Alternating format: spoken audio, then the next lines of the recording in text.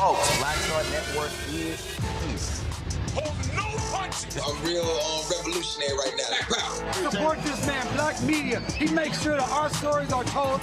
Thank you for being the voice of Black America, Roland. Stay black. I love y'all. All momentum we have now, we have to keep this going. The video looks phenomenal. See, there's a difference between Black Star Network and Black-owned media and something like CNN. You can't be Black-owned media and be scared. It's time to be smart. Bring your eyeballs home. You dig?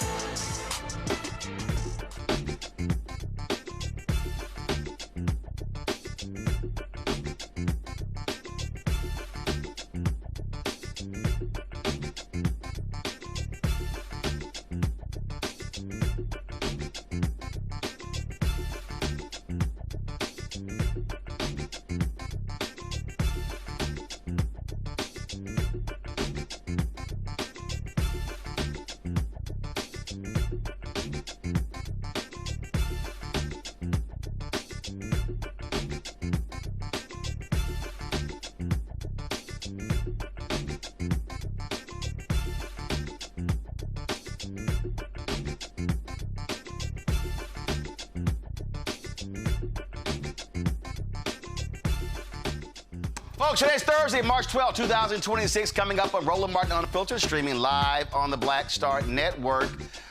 Folks, what the hell's happening with this economy? Donald Trump is absolutely destroying the economy with what's happening in Iran. Oil now more than $100 a barrel. What can be done to stop him? In addition to that, Republicans keep pushing the SAVE Act. I'm going to talk with Congressman Al Green about that, about how awful that is going to be for black folks and others. In South Carolina, longtime Congressman Jim Clyburn says he is running for an 18th term in Congress to maintain his position as one of the last remaining leaders of his generation in the House Democratic leadership. A bunch of folks on social media are mad and upset. I'm going to tell y'all why they wrong. In a troubling incident, a black woman was forcibly removed from her car by a Texas police officer. We have the viral video and going to be joined by her attorney, Lee Merritt, for an exclusive interview. Donald Trump's plan to shut down and renovate the Kennedy Center may be halted after a federal judge heard arguments regarding the issue. We'll be joined by Ohio Democratic Congresswoman Joyce Beatty to talk about why she filed the lawsuit to stop the renovation.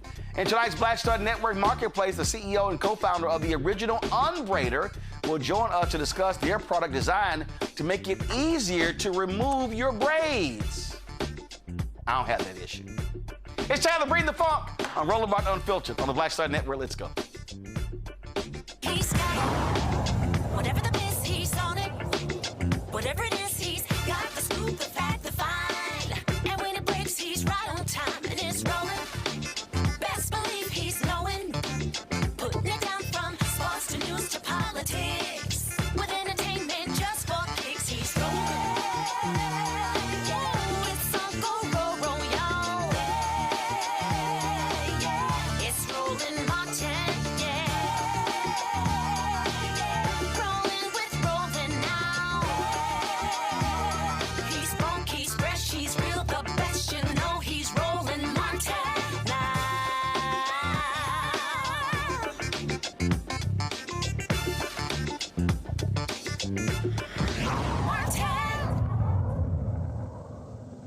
All the Save America Act, Republicans are saying, how dare Democrats oppose this? What's wrong with voter ID? Democrats and Republicans all say it's all good. But the reality is the Save America Act is not just about voter ID. I told y'all before, I have a Texas driver's license. What Republicans are saying is my Texas driver's license not good enough. I got to get another ID. Okay, now it's a passport. Now they're putting, oh no, you got to prove you're a citizen. Wait a minute. Why do I have to prove I'm a citizen? You already have laws on the books that keep folks who are not citizens from voting. It's a sham. And they are trying to play the okie doke. Congressman Al Green of Texas joins us right now. Glad to have you here, Congressman. And now we got a battle going on in the Senate. Donald Trump, they're trying to force senators to end to end the filibuster or make it a talking filibuster. You got longtime Texas Senator John Cornyn, who was against that. Now all of a sudden, because he's trying to kiss Trump's ass to get an endorsement again his runoff against Ken Paxton, now he says, oh, now he's for it. The reality is that the Save America Act is trash and has no business being made law. I concur with you. And I do concur with you about people taking positions for political expediency. This act would not allow me to vote with this piece of identification. This is the piece of identification that I use to vote for issues of war and peace, trillion-dollar budgets in Congress, but I can't use this identification to vote. I tested the system myself. I went in without a driver's license, and I said, I want to vote. And they required me to get a birth certificate. I sent off for my birth certificate. I have sent money, and I have not received it, and that has been years ago when I tested the system. The point is, it is not as easy as some people might think for people to get a birth certificate. There can be all kinds of complications associated with it once you get into the process of trying to acquire it. And if you do acquire it, your birth certificate may not align with what you have been identifying yourself with over the years.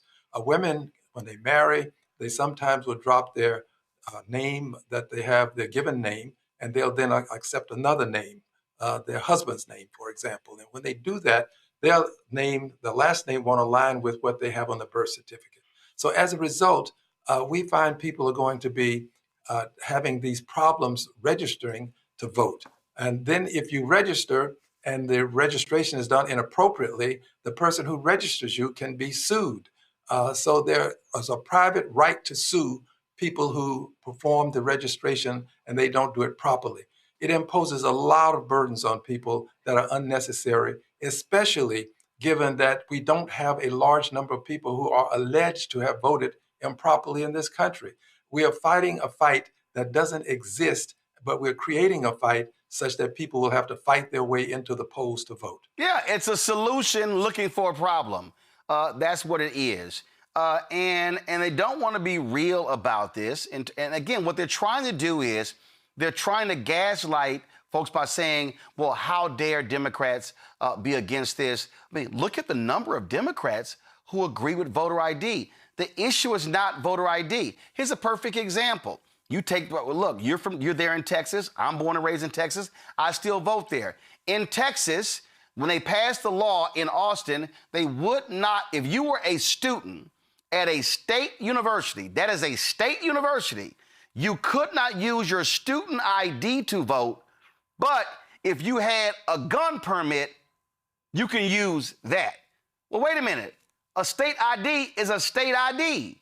That's a perfect example of them saying, no, we want ID, but we don't want all forms of ID. So we're not going to allow that ID because they don't want those students at state universities to be voting because they believe, oh, they may be voting more Democrat than Republican. That's a perfect example of how Republicans don't like all forms of ID. No, they want to specify exactly which form of ID.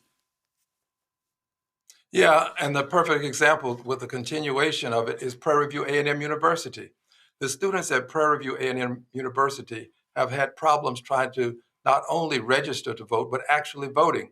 They actually at one time divided the campus such that some people could vote on campus and others would have to vote elsewhere.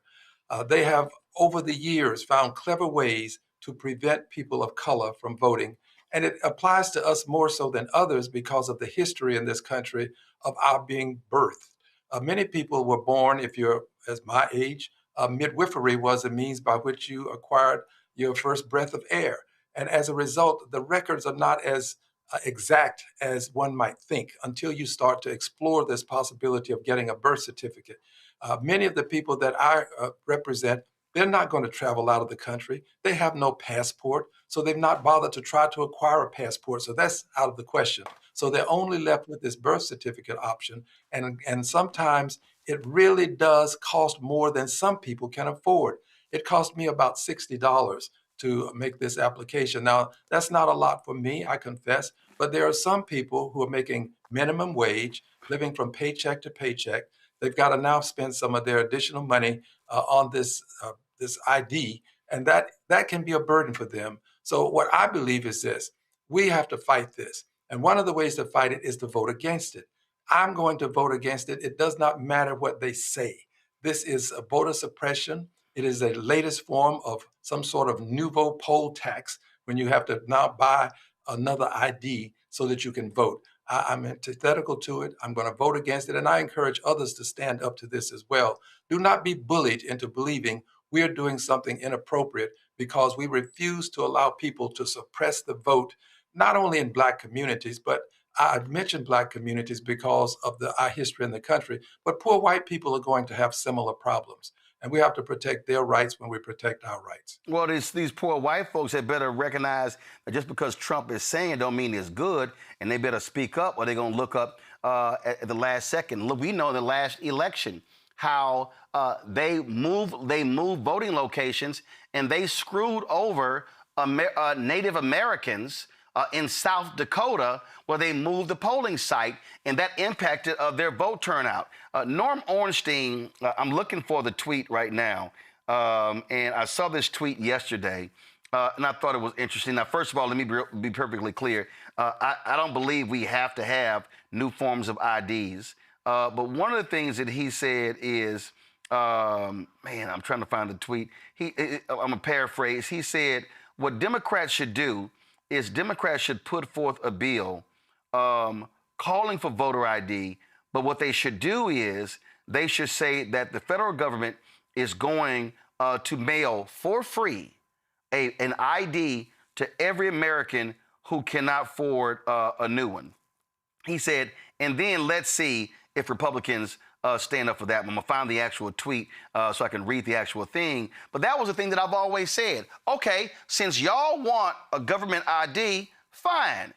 I can't think of, listen, if Pete Hegseth can buy lobster and stuff like that at the Pentagon, if Donald Trump can sit here and waste taxpayer money, him flying back and forth playing golf, okay, let's do this here. The federal government says we're going to establish a federal government ID, and we're going to offer that for free to every American citizen. I guarantee you the Republicans will absolutely say no to that. And I'm saying, hey, what more American is that to say, here's a free government-approved ID for every American citizen?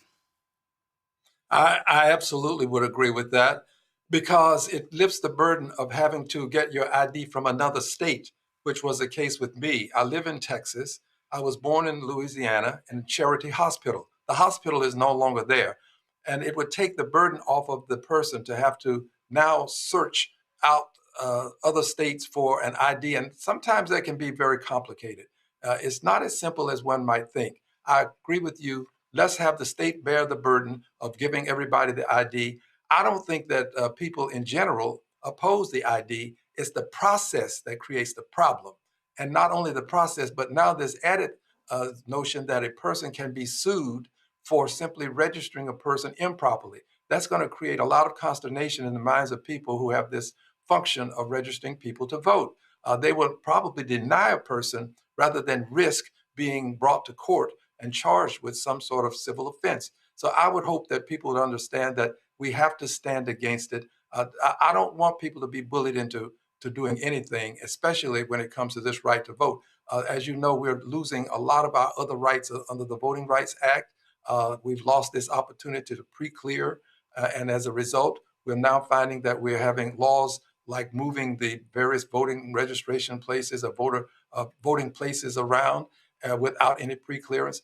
All of these things are being done to suppress the vote and to maintain power in the House of Representatives and in the Senate. They've gone so far as to redistrict various portions of states such that lines are drawn to eliminate congressional districts. Again, just to maintain the power in the Senate. And it would seem that this would be so onerous that people could see through it and immediately decide that this is not something that they can support. It's all about maintaining power, and it's all about racism in the process.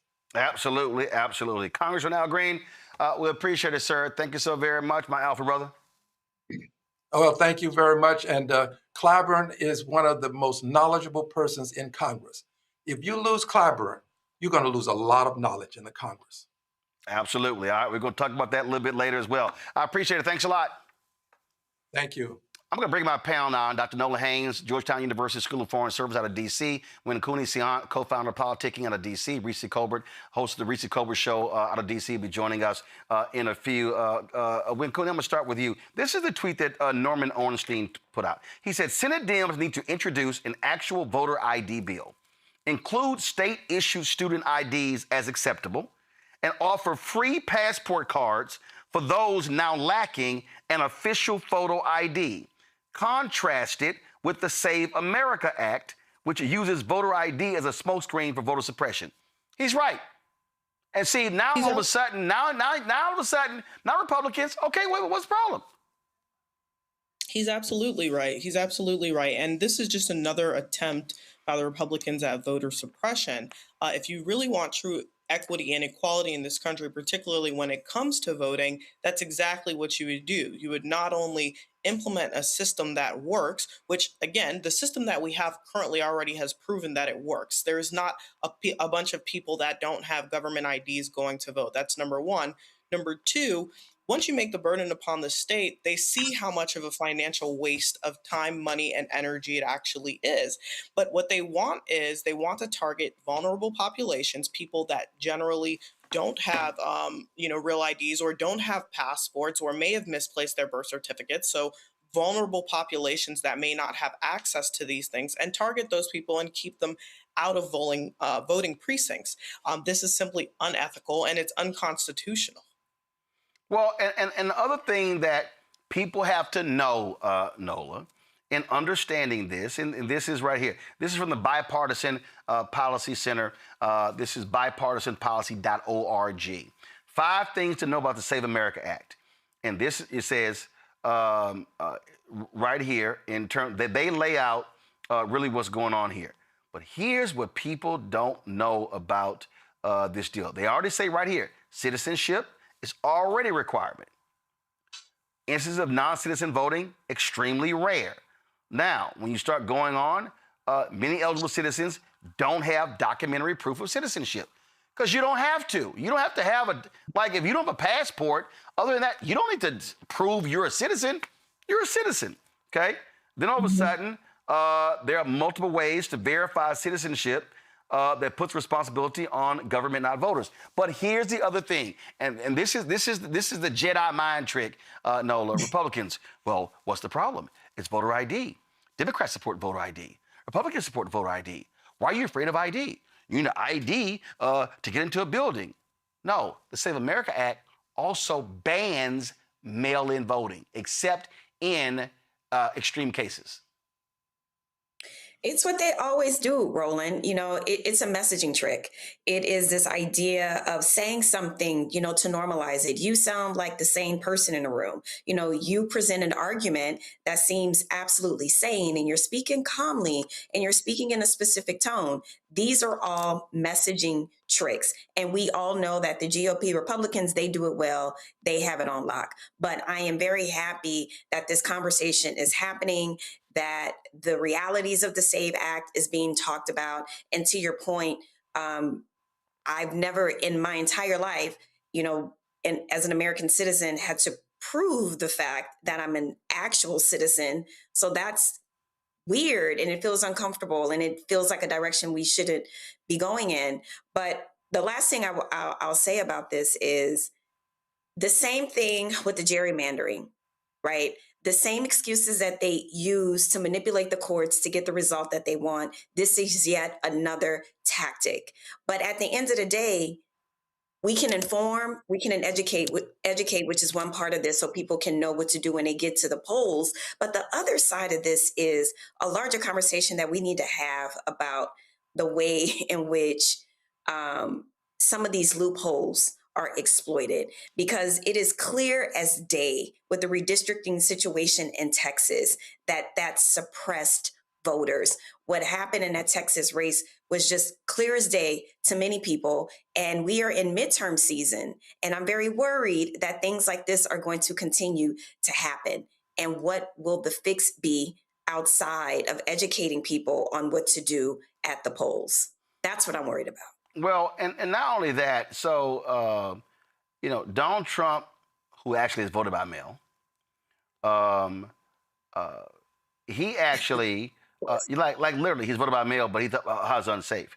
What was crazy to me is that when you look at this whole thing, the state of Oregon, Winnacoonie, the whole election is by mail-in voting.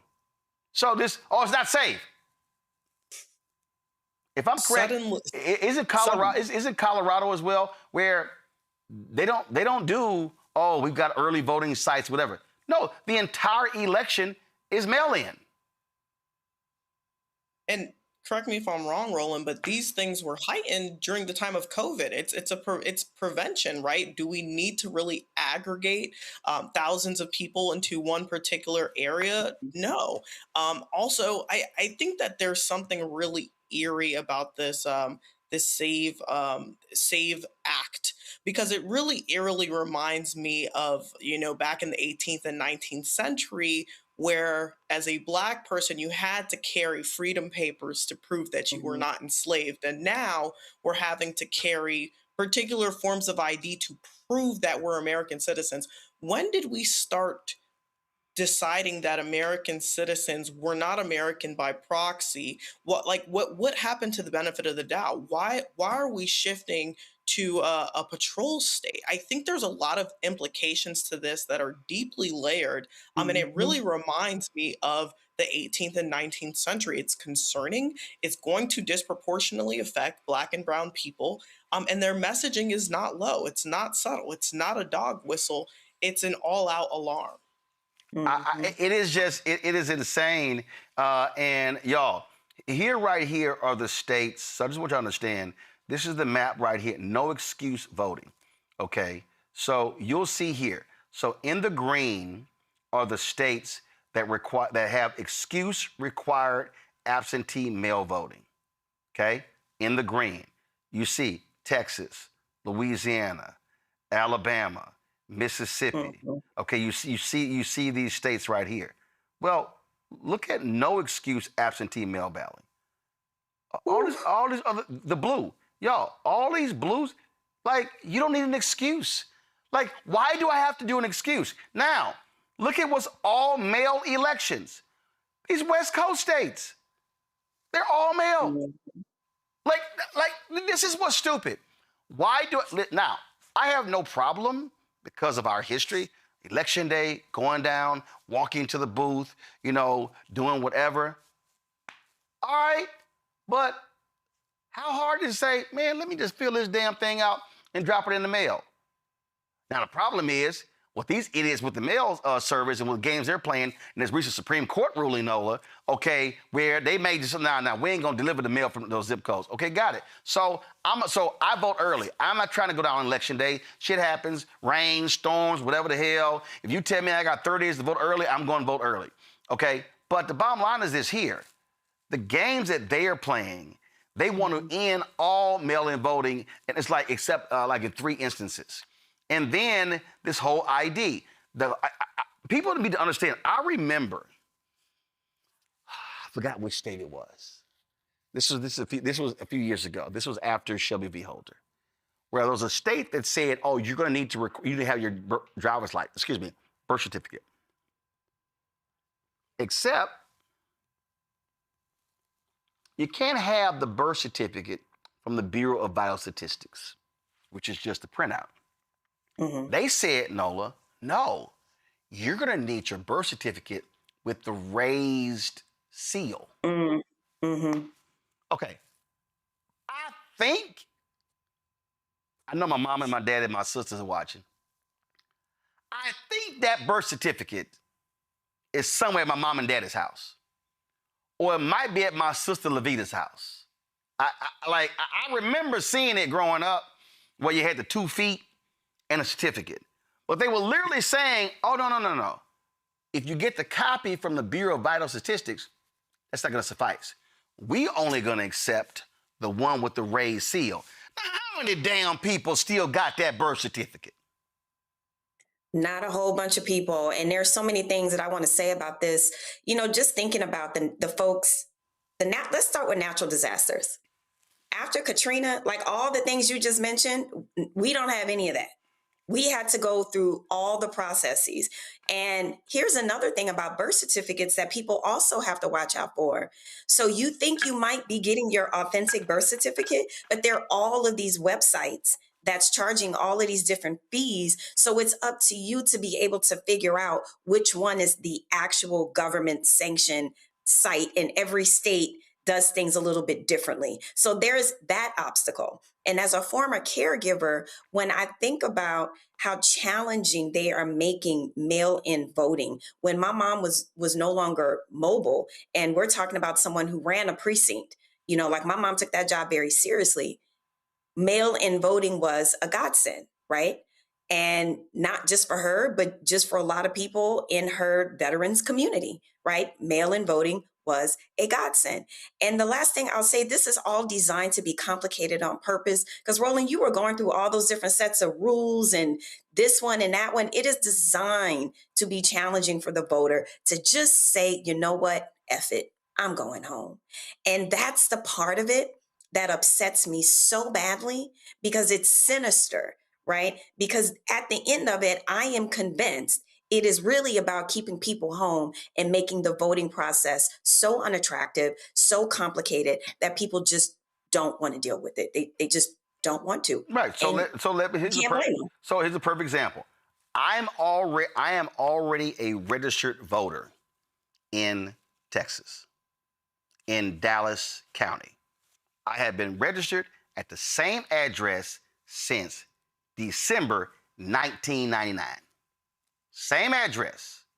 Now they're saying I'm now going to have to prove it. So everybody watching, let me do this here. I'm going to change this here. Nope, I was born in Harris County. So I type in here, need to get a Harris County birth certificate. Okay. So now you see right here, you got Texas birth certificate. Now, to your point, well, first of all, who's legitimate? This is some Vital Form Direct. I see here usvitalrecords.org. I see texasvitalrecords.org. Now, here's what I need people to see. Now, this is the AI speaking right here. To get a Harris County birth certificate, you can order online via the texas.gov website, by mail, or in person at the Harris County Clerk's office. Boom! The cost is generally $23 per certificate, with online orders processed within 20 to 25 days. So, if I need people listening, if the Save America Act is passed, and you do not have your birth certificate, you're going to have to pay, this is just Harris County, the fees could be higher elsewhere. They are. You're going to have to pay $23. This is why it's called a poll tax. So Harris County, Texas is bigger, hell, I think, than 3 or 4 states. That means that you got to pay to get your birth certificate, and you're already registered. Right now, you're an American citizen, you're already registered, but if they pass this, no, now you got to pay. So what do you think is going to happen? And see, then they say, well, I can't believe the Democrats. They're trying to say black people are so dumb that they don't know how to go order a birth certificate, and they don't. No, fool. We know the games y'all trying to play. This is why y'all need to stop listening to them dumbasses on mainstream media who keep saying, well, I understand. It's just a birth certificate. The Save America Act is not just an ID. They're going to force you to pay for a birth certificate, to pay for a passport, and the passport, I think, is like, cost of U.S. passport. It's not cheap, but it's not for everybody watching, this is a U.S. State Department. We on right now. Passport fees, okay? 16 and older, First time or not eligible for renewal, you're going to have to pay $130. 16 and older, renewal eligible, $130. Child under 16 is not going to apply because when it comes to voting. Oh, you may already have a passport. You have to change or correct your passport. Okay? Not going to cost you. Submit a form. All right? Oh, guess what? Damn, the election's coming up. I need to get a passport rushed to me. Expedited service, $60. 1 or 3 day delivery, $22.05. File search, $150. It's going to cost you more than $200 to get that passport. Republicans, they're not talking about this. They're just trying to say, what's wrong with y'all? How dare you be against the ID? Y'all, don't fall for the okie doke. Got to go to a break. I'll be right back. Roland Martin Unfiltered on the Black Star Network. With medicine and science under attack, I want to keep you and your family informed and healthy. I'm Dr. Ebony Hilton, and I knew at the age of 8 that I wanted to be a doctor. So I studied hard and became the first African-American female anesthesiologist hired at the Medical University of South Carolina since its opening in 1824. And I always say I was made into a doctor, but I was born to be a mom. And as a new mom, wife, sister, daughter, and friend, I understand how frightening a medical crisis can be. I care for individuals on some of the worst days of their lives, and it's my mission to provide you with a safe space to gain clarity on issues affecting your mind, body, and soul. I recognize that there are health disparities, particularly as it pertains to race, and I want to help bridge the gap between you and your healthcare providers. Join me every Thursday for Second Opinion on the Black Star Network, where each week I'll invite experts from various medical fields to share the latest health news. We'll discuss topics such as the vaccine debate, mental and sexual health, medical bias, infertility, menopause, andropause, nutrition, and aging. Together with my medical colleagues, we aim to provide you with a second opinion. Don't miss it, Thursdays only on the Black Star Network.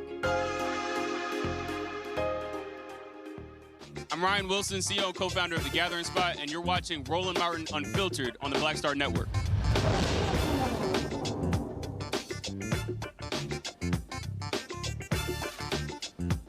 Carolina, Democratic Congressman Jim Clyburn says he's going to seek an 18th term in Congress, making him one of the last folks who, of course, that old in Congress. But guess what? He ain't the oldest member of Congress now. Clyburn announced his decision today at an event with supporters at the South Carolina Democratic Party headquarters in Columbia, South Carolina. I'm here today to say I do believe that I'm very well equipped and healthy enough to move into the next term, trying to do the things that are necessary to continue that pursuit of perfection. And so I will run a very vigorous campaign, but one about as vigorous as my last week has been. I left here on Saturday night, and I flew to Selma, Alabama, where we flew to Montgomery, and went by car over to Selma to take part in the annual celebration of that great 1965 walk across the Independence Bridge. Went to church services, prayer breakfast, spoke at both events, spent some time with Bishop McAllister, who is native of Florence, South Carolina. And then I went off to Chicago. And there I participated in 3 book events on Monday, Tuesday, and Wednesday. Spoke to 2 high schools, Leo High School in Chicago and Evanston Township High School, the biggest high school in the country, 3,600 students. And I sat down with student leaders at both schools and got back here last night trying to run away from a tornado. It seemed as if I ran into one. But before I left on Saturday to take that track, I played 18 holes of golf. And so my health has been good. I know that in a few months I'm going to celebrate the 47th anniversary of my 39th birthday. It adds up to 86 years. But if I were not up to it, I would not do it. But in response, after some extensive surveying, some intense consultations with my 3 daughters, they finally got to a unanimous opinion that I should be here today and make this announcement. Okay. Let's unpack this. All right. First and foremost, there's a lot of people who have been sitting here commenting, oh, this is ridiculous, all sort of stuff. Just so you know that there are 435 House members. There are 100 United States senators. This is a piece, let me just double check the date on here. This is from January 2026. This is NBC News. There are 24 members of Congress who are 80 or older. More than half are running for re-election. Okay, so when you go into the article, former House Speaker Nancy Pelosi, who's leaving, is 85. Steny Hoyer, top Democratic leader, 86, not running for re-election. Former Senate Majority Leader Mitch McConnell is 83, not running for re-election. Then when you go down, and Chuck Grassley, Republican from Iowa, is 92 years old. David Scott of Georgia, he is 80 years old. And then they list in here ages and names and things along those lines.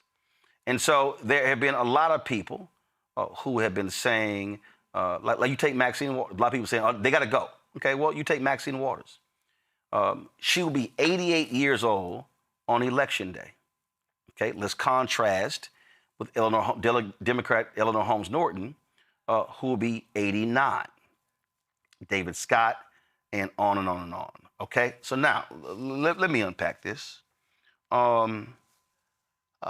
I have never, nor will I ever, tell somebody it's too old, you got to go. I will say, if you are infirmed and it is difficult for you to execute your duties of office, and that means for me, mobility, that means holding town halls, meeting with your constituents, you got to go. Now, for the people who don't understand our political system, and this is not just D.C., the American political system is based upon seniority. It's seniority. Committee assignments, office sizes, power. But here's something that I need people to understand that you cannot replace with youth. That youth, no matter how amazing it is, no matter how much energy that you have, youth cannot replace institutional memory.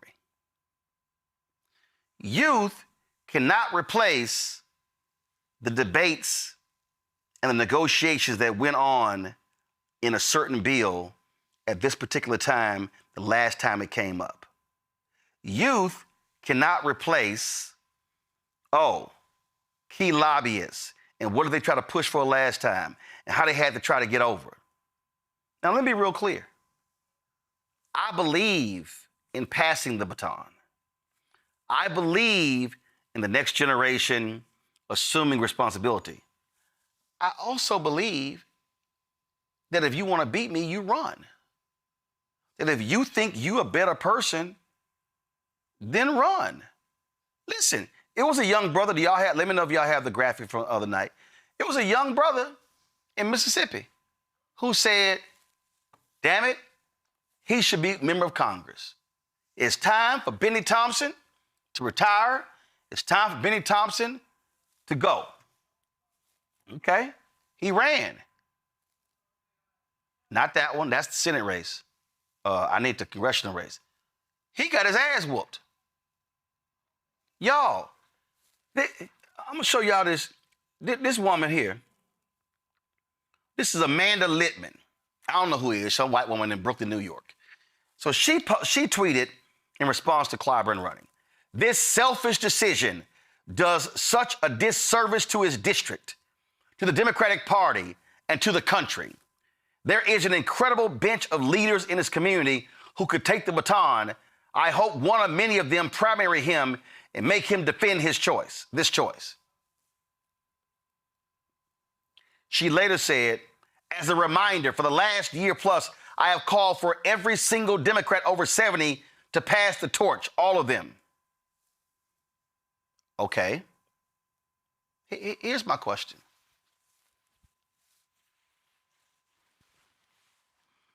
Are the folks you proposing better? Now, Clyburn and I joke all the time. He's an Omega, I'm an Alpha. We joke all the time. But here's the reality. I've seen Jim Clyburn move. I've seen him.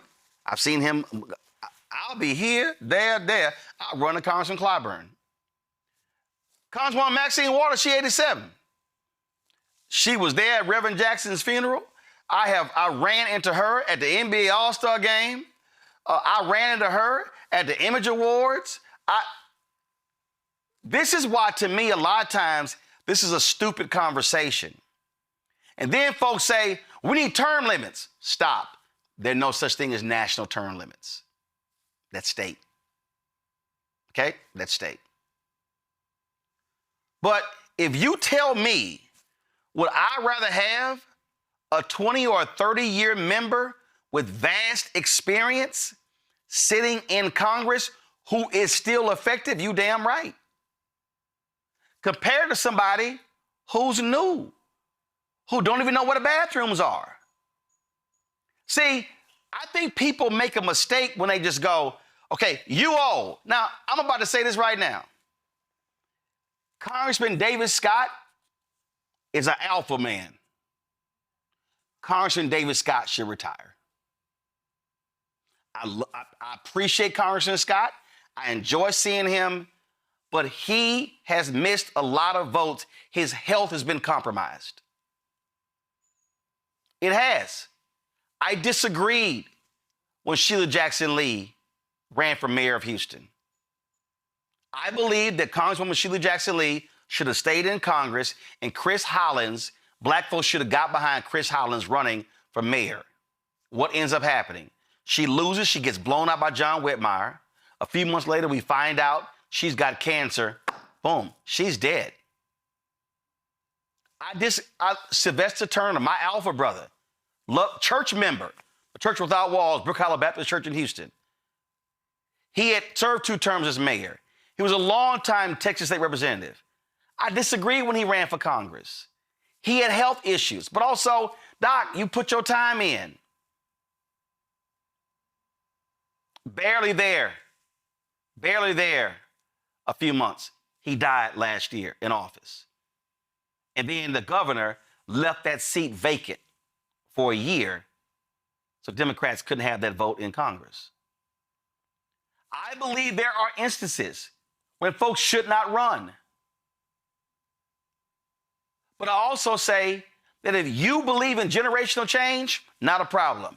Get out there, organize and mobilize your voters, and beat them. So, and I see a whole lot of these white folks commenting on social media. Y'all didn't have the same smoke when Bernie Sanders ran for office. You do know Bernie Sanders is 87 years old. He's older than Clyburn. Bernie will be 88 in September. Here's my last point. When you talk about seniority and power, I know Grassley is 92. And let me be real clear. When Senator Dianne Feinstein was there, that woman needed to go. she was not fully there. She needed to go. Strom Thurmond, his ass served too long. Mitch McConnell, freezing at the mic multiple times.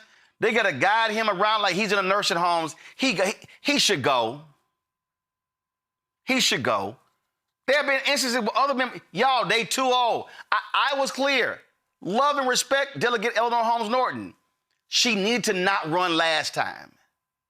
But if you tell me that there's a member of Congress who's in their 70s and they still have energy and knowledge and wisdom and they can serve, I'm not opposing them running. Because I also say that you want to beat them, then you beat them. Simple as that. Let me go to my panel. I'll get y'all to weigh in. Win Cooney, I'll start with you. I feel very conflicted on this, Roland. I feel so many ways. So I guess to start, like, Representative Clyburn is a champion. He's a kingmaker in South Carolina. He's done some really prolific things, and I think we need to honor and respect that. I think as Black people, we have a history of honoring, our elders, not discarding them. So I want to start by saying that. That being said, I think the fact that there are 24 members that are 80 and over is abhorrent. I think that's a huge problem, and I think it's a really nasty reflection of what's wrong with American politics. And if I'm being real, it's not something that's simply a problem in America. More than half of Africa's leaders are over 80 as well. So this is a huge problem, and it's rampant. But to stick with it domestically, my pastor, Howard John Wesley, always says this phrase that I'm going to say is he doesn't want to die in the pulpit. I want people to stop dying in office, because then we get a situation like the one that we're seeing in Texas right now, right? And all that does is disenfranchise the communities that these people represent. Now, I'm with you, Roland, on the fact that, yes, there are people like Representative Clyburn that are still extremely able and willing and ready to do their job.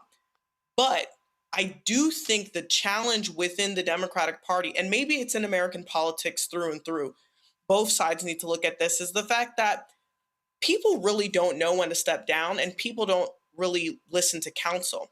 I think the problem with the just run against them philosophy, Roland, is that if I'm a young person in Representative Clyburn's district and I respect and I revere the legacy that he's created, as a Black person, as a young person, there is some apprehension in running against him. I'm not saying that they should or they should not. What I'm saying is that anybody who has done their homework on that district respects the giant that Representative Clyburn is, right? And take it bigger than Representative Clyburn.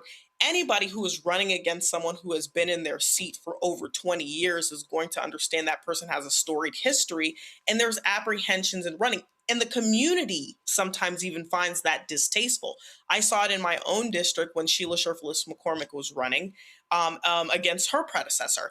And she ran twice against him. He ended up passing away the third time she ran. Now, she's in some legal trouble right now, but I saw that system end up working for her. But a lot of the times when people run against the giants that are still sitting in office, they're often stigmatized by members of the community because they take it as a mark of disrespect. So I'm conflicted in that. As a young person, I do think that these elders, these champions, have to increase their mentorship, have to pass the baton, have to pass the throne. And at the same time, I think if they were doing a better job of mentoring, then they wouldn't need to be in office at 80. Just because you're good at your job doesn't mean you need to be doing it into your last quarter of life, per se. So I think there needs to be better mentorship done, particularly in the Democratic Party, to make sure that situations like this don't happen. That being said, I'm not saying Representative Clyburn is not able to do his job. I think he's able to do an excellent job, but he's an outlier. And when we look at the amalgamation of these folks that are over 80, I think most of them need to be set down, as we say in the church. But here's the question, and I understand all of that, but if a person is able-bodied to serve and they still can, then I don't have any issue with that. The issue that I do have, and again, I'll go back, the last 8 politicians to die in office were Democrats. Here's the problem. They were sick. They were sick. My issue is when Jerry Connolly ran, Jerry Connolly should not have run for re-election. He shouldn't have. Okay? When I go to Representative Sylvester Turner shouldn't have won. Representative Raul Gravaglia should not have run.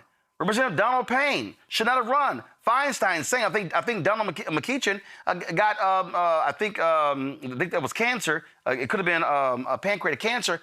But the thing here is this here. Nola, I'm not going to tell somebody who is still effective that I think you need to go sit down and a younger person needs to run, not if you're still effective. I'm not, and to me, it ain't got nothing to do with, oh man, I need to have my turn. I still believe that if you are effective and you still can do the job, you do it. I got no issue with that.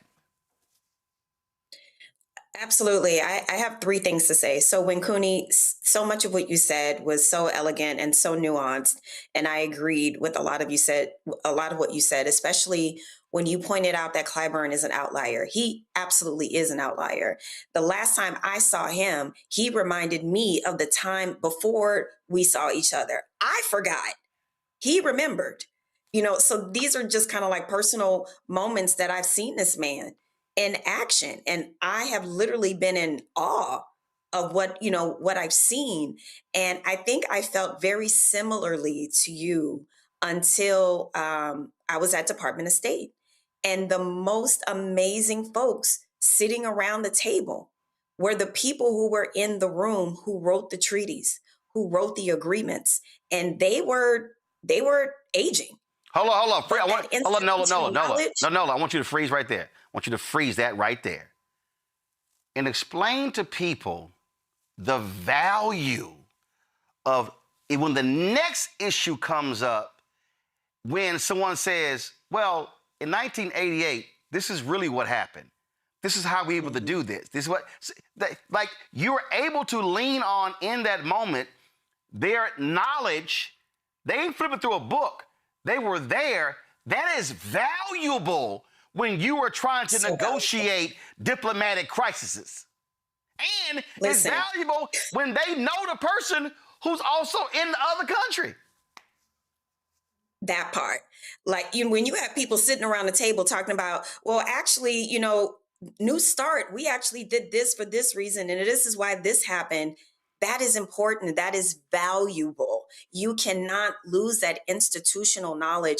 And Clyburn is one of those outliers. His sharpness and his depth is very important. I think in as much as we need new folks, we need new blood, we also need those elders who have been there, who've been in the trenches and who knows how to get things done. If Clyburn did not know how to get things done, I would be the first person to gently suggest for him to step aside and let someone younger take the reins. But I think he is the example of, when we're talking about someone who's aging, but you're still able to do the job. And that is what he was trying to outline in the press conference. He was like, I did this. I did two things today and I'm tired. You know what I'm saying? And the last thing I'll say is Clyburn is also a friend to the foreign policy community. He has scored 93% in the 118th Congress in terms of his foreign policy score. That's important for someone like me. He aligns with progressive foreign policy issues. There is no guarantee that someone coming behind him will. So what I'm saying is Clyburn isn't someone you just toss away because he's aging. And at some point, we're all going to get there too. And I hope I am as effective, as agile, as sharp as Clyburn. And I hope that people would view my abilities case by case basis and not just judge me by the fact of how old I am. But that value that this man brings to any space that he's in, because he's been there, he's seen it, and he can still get it done. I'm Team Clyburn. I'm just going to give a perfect example, and this is where, again, when Cooney, how I sort of see this here. So last year, when I decided to run for the NABJ board again, I already served 3 times. I was a national student representative. I was a national secretary. I was appointed vice president for digital, and then I ran for a term and won. And somebody said, this is what someone said. Well, you served before, somebody else should have a turn. And I go, okay. I said, here's my question. Can they be effective? See, I don't believe in the concept of it's your turn because it's your turn. I believe you earn it. I believe that there's some value that you have to bring to the table. And there have been times, here's a perfect example. There have been times that we've been in board meetings and something comes up and it's related to a media company. And I go, and people are like, oh, well, I don't know. Again, this is our board of directors. I don't know who to call. Oh, I know the CEO. Oh, I know the vice president. Oh, we're trying to get this here. Who did you send it to? Oh, I sent it to the assistant. No, I don't send it to the assistant. I went so-and-so. I mean, when I was on the board, we were in a board meeting in Detroit. And they were presenting, this was in 2018. They were presenting and they were like, okay, this is what we're gonna do for a convention. And I'm sitting there and they were like, I said, we haven't booked any major speakers. They were like, nah. I was like, okay. And they're sitting here saying, well, we're gonna send this letter to so-and-so, who's gonna take it to so-and-so, to get it to so-and-so. And I'm watching this thing in play and I'm like, okay, this is some bullshit. I pick my phone up. I start texting Tyler Perry. Hey, Tyler, convention's in Detroit. Boom, boom, boom. I'm getting back from Europe. Boom, boom, boom. Man, listen, pick your day. You can speak on Thursday, morning or evening, Friday, morning or evening, Saturday, morning or evening. I don't care what you talk about. I'm going to give you 2 hours. He said, I can take it to church and school. I said, yes, you can. Done. That was 10 minutes. I said, y'all, Tyler Perry going to be our main speaker. They were like, that only happens when experience is at the table. So I need people to understand. People like, Roland, I ain't rolling with you. This somebody just said, everybody ain't you. That's the damn point. The point is, I need people at the table with juice. I need people at the table who can be effective. So the point here is, and this is why, and I just said it, this ain't about Clyburn. I've named black Democrats, including Alpha Brother, who I believe should not run. My point is, I want effective leadership at the table.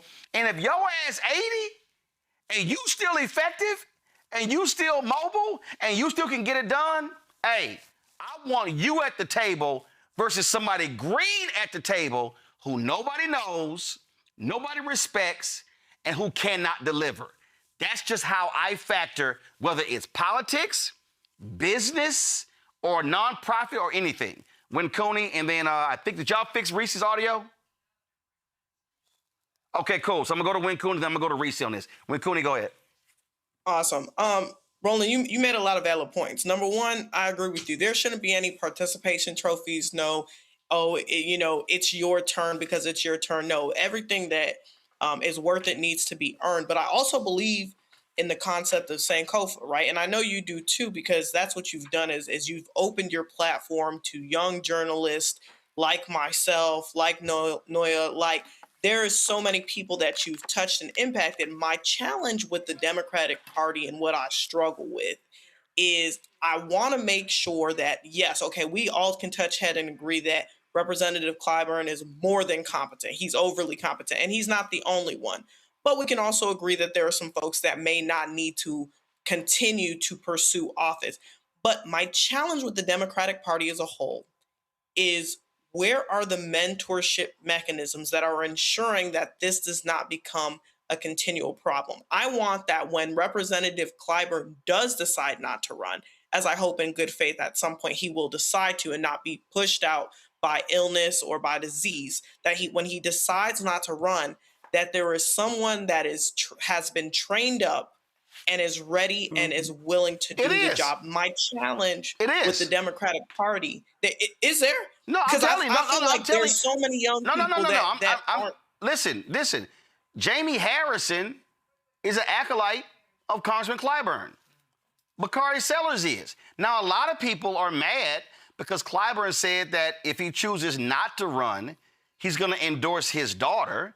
She hasn't said that she wants the job, but here's the other deal. He's also been training her as well. And so I've talked to people in South Carolina.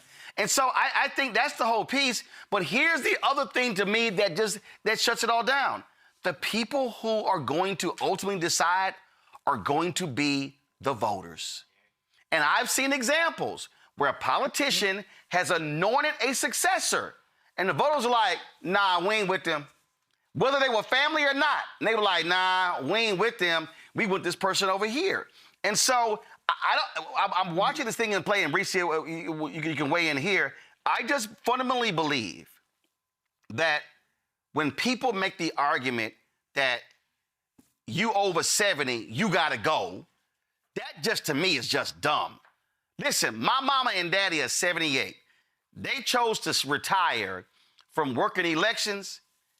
They get called every election. Will y'all please reconsider? Will y'all please reconsider? I'm telling you, my mama was a precinct judge. They were like, because y'all had this thing on lock. They bet the Dallas County Democratic Party or the Dallas County elections, whatever the hell, and they begged my mama and daddy, will y'all please come back? The Dallas County Elections Office. They will y'all please come back to work elections? And this is all I'm saying. I want younger folks to work polls, but there's value when you got experience. Risha, go ahead.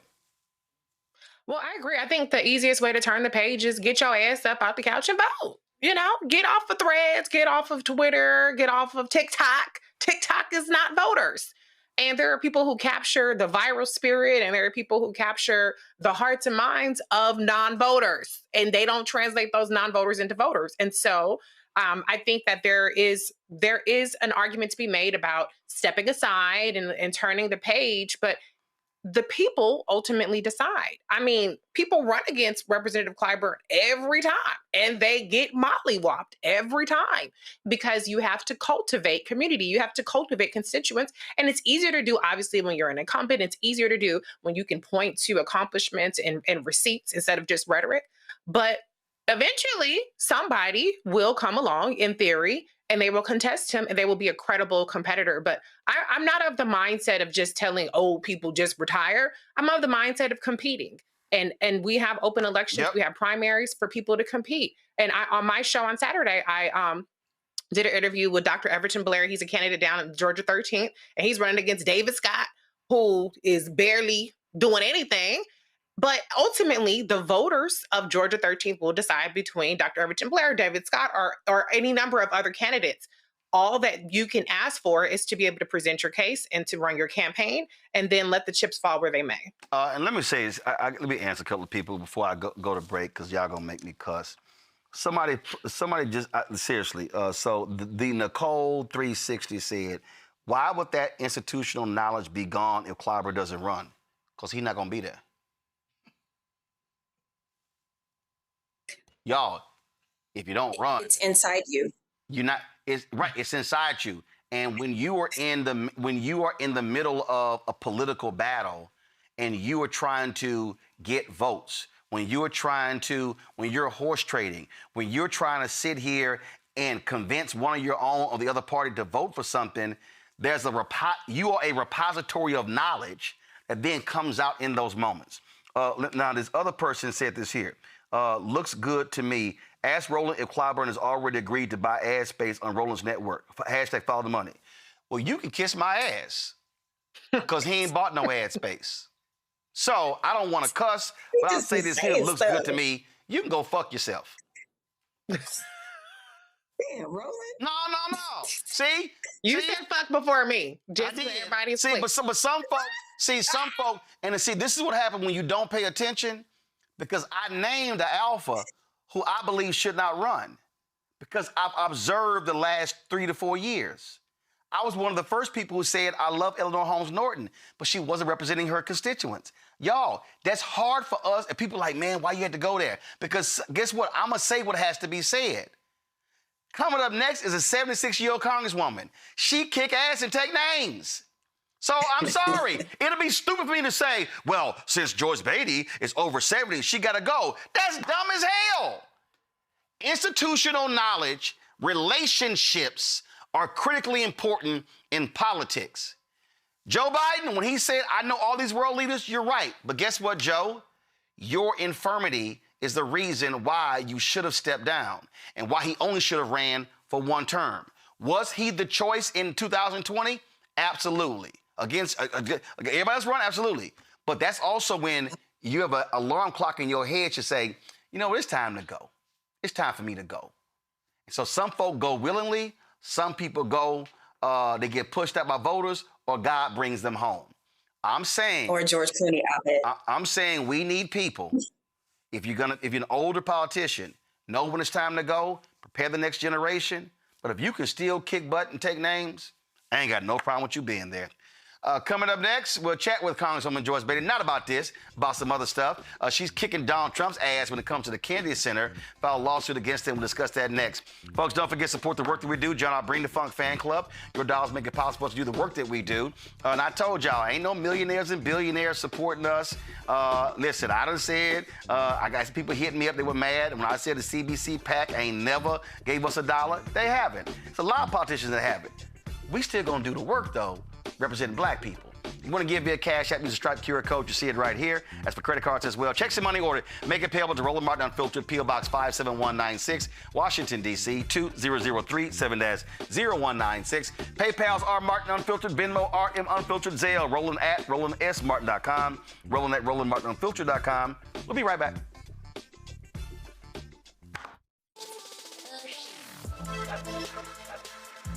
Hey y'all, welcome to The Other Side of Change, only on the Black Star Network and hosted by myself, Bree Baker, and my good sis, Jamira Burley. We are just two millennial women tackling everything at the intersection of politics, gender, and pop culture. And we don't just settle for commentary. This is about solution-driven dialogue to get us to the world as it could be and not just as it is. Watch us on the Black Star Network, so tune in to The Other Side of Change.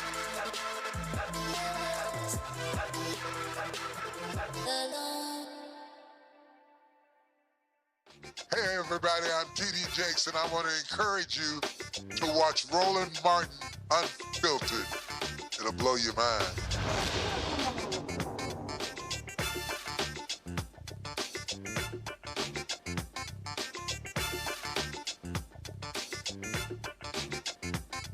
Oh, so you know, Donald Trump destroys everything that he touches. Everything that he touches. And including the Kennedy Center, and this arrogant, narcissistic, lying, twice impeached, criminally convicted con man, of course, puts his name on it because when you're egotistical, that's what you need because you have small hands, small feet, and, well, other things that are small. And now a federal judge has heard arguments today on a request to block Trump from closing the Kennedy Center for 2 years as part of his plan to, he claims, renovate the Performing Arts Center, which he has renamed. No, he stuck his name on it. Only Congress can rename the Kennedy Center. The hearing in U.S. District Court in Washington is part of the lawsuit filed in December about how Democratic Congresswoman Joyce Beatty to stop Trump's efforts to rename the Kennedy Center. Her filing also requests that the judge issue an order ensuring that Beatty, a trustee, can participate in the Kennedy Center board's upcoming March 16th meeting to be held at the White House. The suit alleges that Trump is abandoning the Kennedy Center's operating plans to conduct routine repairs and capital maintenance while the Performing Arts Center continues to operate, while the closure of the Kennedy Center is still pending the board's approval. Beatty's filing says that if the facility is closed, it will be extremely difficult to revive the institution. The request for a temporary restraining order asks the judge to act immediately to prevent irreparable harm. She joins us right now. Good to see you. Okay, so explain to people Okay, the board. There are board members and ex officio. And ex officio. Okay. And the ex officios are members of the Congress, like me, on the House side and on the Senate side. Who appoints those people? And those individuals are appointed ultimately by the Speaker and the Senate President. So the Speaker and the Senate President, they get to appoint folks in there. Now, and recommended by the ranking or the minority side. Got it. Now, ex officio members, do you have a vote? Who votes? I have voted as an ex officio member, and I've been on the board for a little over 5 years. And I have voted. Now, if they go into an executive session, we go into it, but on some things they've asked only the trustees appointed by the President of the United States to vote. So when they, quote, voted to rename, I remember Richard Grinnell, others were saying, oh, she's not a member, she can't vote. And that was not true. My mic had been open the whole time. Had I wanted to weigh in on something else they were talking about. Now, you weren't physically in the room. It was a Zoom meeting with those who flew to be at Mr. and Mrs. Williams, the big in Las Vegas. I got you, Steve wins. Well, he lost the casino in the divorce, but yeah. So we were there. Many of us were on this. Right. But here's the other thing. You couldn't even see the people. Usually, if you're on a Zoom, you see the board of trustees. Right. All we saw was a sign. Oh, so they had no cameras on. You did not see the home and them sitting at a board table or wherever they were. You could only hear them. And so when they proceed, the meeting was almost over, and they said, oh, we have some good news. I want to report out that we're going to name the Kennedy Center the Trump Center. But you were like, where in the hell that come from? And I said, Congresswoman Joyce Beatty, I have a comment to make. And it went to mute. So I just thought it was a mistake. I hit the button again. On their end. Yes. Every time I would unmute and say, I have a dissenting vote on this, I would get muted. And then I got a note that said, you will not be unmuted. Wow. Yes, they told me I would not be unmuted. So obviously, I decided to make some noise about it. And for all those folks out there saying everything that's happening in the world, the Kennedy Center, let me tell you why. All right, hold tight 1 second. Something is wrong with your microphone. They're telling me that. So we're going to go to a break. We're going to fix the mic of Congresswoman Joyce Beatty. Come back. I'm Roland Martin Unfiltered. Back in a moment. A decade of love, joy, and power. Black Voters Matter is 10 years old, and we are just getting started. This is love with a purpose. This is Black joy in motion. This is unstoppable power. Across campuses, neighborhoods, and back roads, let's go! We show up, not just to vote, but to be seen, to be heard, to belong. We ride together, we organize together. We remind each other that our voices matter, because they always have. Black Voters Matter is about more than ballots. It's about housing and healthcare, clean water and living wages, education, reproductive freedom, and dignity. It's about turning pain into action, turning belief into movement, turning community into power. We don't wait to be invited. We bring the energy. We bring the love. We bring the people. Because when Black communities come together, we don't just survive, we thrive. This is how change happens. This is how history moves. We organize, we build, we win. With medicine and science under attack, I want to keep you and your family informed and healthy. I'm Dr. Ebony Hilton, and I knew at the age of 8 that I wanted to be a doctor. So I studied hard and became the first African-American female anesthesiologist hired at the Medical University of South Carolina since its opening in 1824. And I always say I was made into a doctor, but I was born to be a mom. And as a new mom, wife, sister, daughter, and friend, I understand how frightening a medical crisis can be. I care for individuals on some of the worst days of their lives, and it's my mission to provide you with a safe space to gain clarity on issues affecting your mind, body, and soul. I recognize that there are health disparities, particularly as it pertains to race, and I want to help bridge the gap between you and your healthcare providers. Join me every Thursday for Second Opinion on the Black Star Network, where each week I'll invite experts from various medical fields to share the latest health news. We'll discuss topics such as the vaccine debate, mental and sexual health, medical bias, infertility, menopause, andropause, nutrition, and aging. Together with my medical colleagues, we aim to provide you with a second opinion. Don't miss it, Thursdays only on the Black Star Network. Pull up a chair, take your seat. The Black Tape with me, Dr. Greg Carr, here on the Black Star Network. Every week, we'll take a deeper dive into the world we're living in. Join the conversation only on the Black Star Network. I'm Brittany Noble, Midwest-born, HBCU educated with experience in newsrooms across the country. Well, I've teamed up with Roland Martin to bring to you The Breakdown. This isn't just news. It's our stories, our voice, our community. Join me for The Breakdown, Monday through Friday at midday, only on the Black Star Network.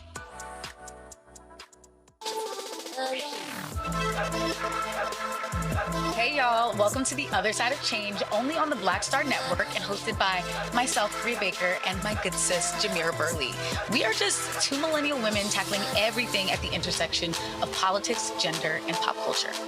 And we don't just settle for commentary. This is about solution-driven dialogue to get us to the world as it could be and not just as it is. Watch us on the Black Star Network, so tune in to The Other Side of Change.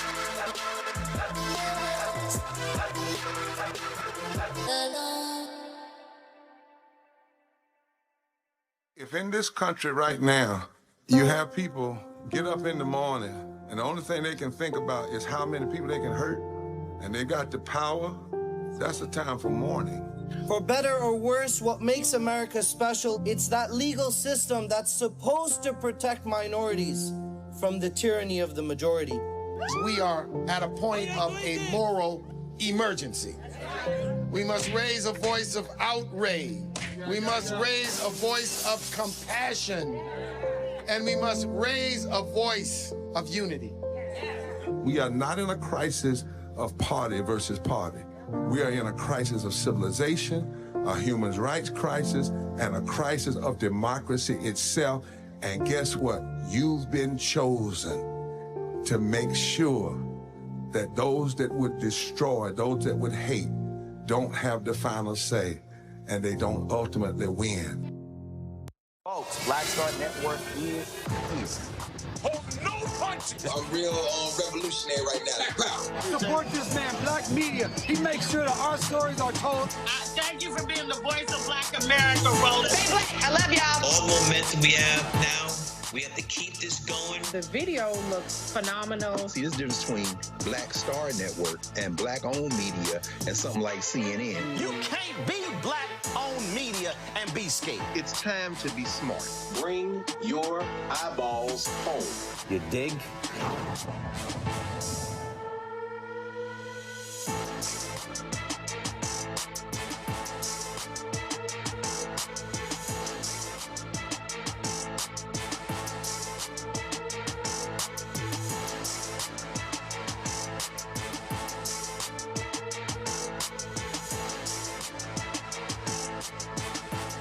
Hi, I'm Swing Cash, Basketball Hall of Famer, and you're watching Black Star Network.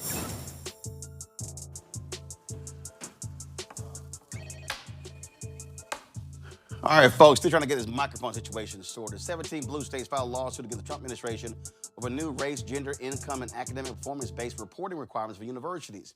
The lawsuit challenges the new admissions and consumer transparency supplement, the ACT survey, which requires universities to provide years of admissions and student data related to diversity, equity, and inclusion to ensure schools are engaging in affirmative action. The lawsuit says the sheer amount of data sought through the ACT survey would place a considerable burden on colleges. Blue states say the reporting requirements are costly and could be used by the administration for politically motivated investigations. If universities refuse to abide, they will face government penalties. Here's what's crazy about this, Nola. These idiots in the Department of Education have literally said to universities that if a student submits an essay, even mentioning DEI, that's not allowed. That's total BS.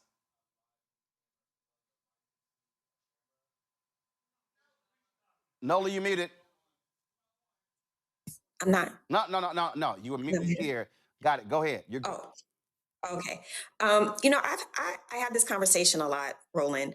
I've actually literally never in my life, even when I worked at UCLA, and the academic side, I've never in my life actually read anything that said those words, or there's no magic DEI like department. You know, I'm so confused by all of this, from DEI to the CRT. These things are not real, people. These are chimeras. You know, when you are writing your application to apply to the school that you want to go to, you're not talking about diversity, equity, and inclusion. I mean, you're not necessarily listing those three words. You're talking about your experience from the thousands of applications and essays that I've written. As a professor, there's definitely no reason to ever write DEI in any sort of essay or anything. What they are really talking about, like my class that was canceled in fall at Georgetown, International Relations and Race, that's what they're talking about. They're talking about professors like me that do anything that have to do with race and gender, like with these ridiculous depositions that are going around social media of these clowns that work for Doge who can't even define what diversity, equity, and inclusion is.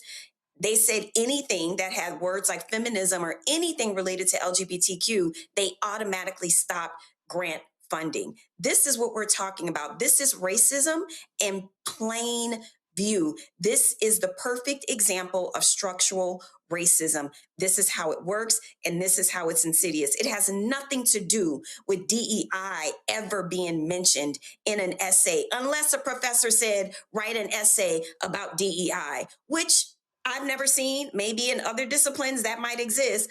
I ain't never seen it. It's BS. It's BS. And I get really passionate about this. And the blatant racism, it just boils my blood. It really does. It pisses me off to no end. You know, when Coney, the thing that people don't understand here, and I'm going to bring in this whole Target boycott. This is why we're seeing what happens, why companies are not trying to even touch DEI. Because this administration is punitive. They seek retribution against people, and that's what's going on. And that, to me, is what is unbelievably shameful. And so in this case here, they are literally targeting, students, and they're targeting universities. When Coney?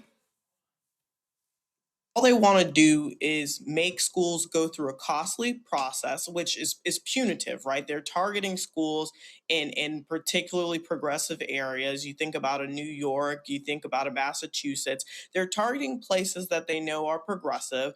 They're targeting places that they know that there are high levels of diversity. And they're asking for schools to provide admissions data to ensure these schools aren't engaging in affirmative action. But let's think about the reverse of this, which is with this type of data, they could also make sure schools are remaining white and homogeneous. So it's really a double-edged sword, and it's really a scary way to think about how this current administration continues to try to send us back to the 1960s and even prior to that. I think they're archaic. I think they're creating more work for the education system. Let's be real, the education system in the Department of Education has already been dismembered. We already have Linda McMahon running it. I don't need to say much more on that. It's really, really concerning, because I fear that the children and the young people that are coming up in this generation won't have a Department of Education and won't have a strong enough education system to lean on. Reese.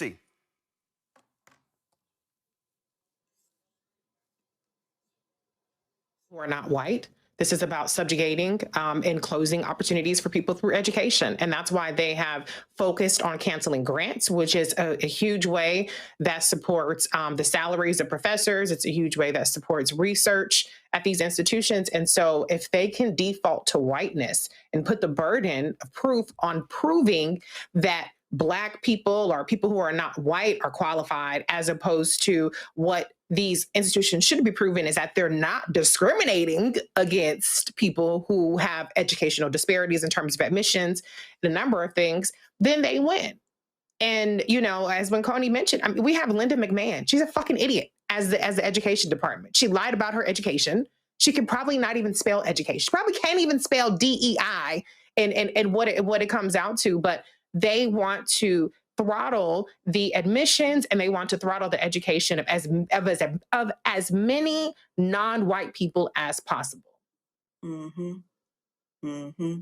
That's exactly what it is, and so we're going to keep calling them out. All right, going to a break. When I come back, I'll be chatting with Congresswoman Joyce Beatty. Back in a moment.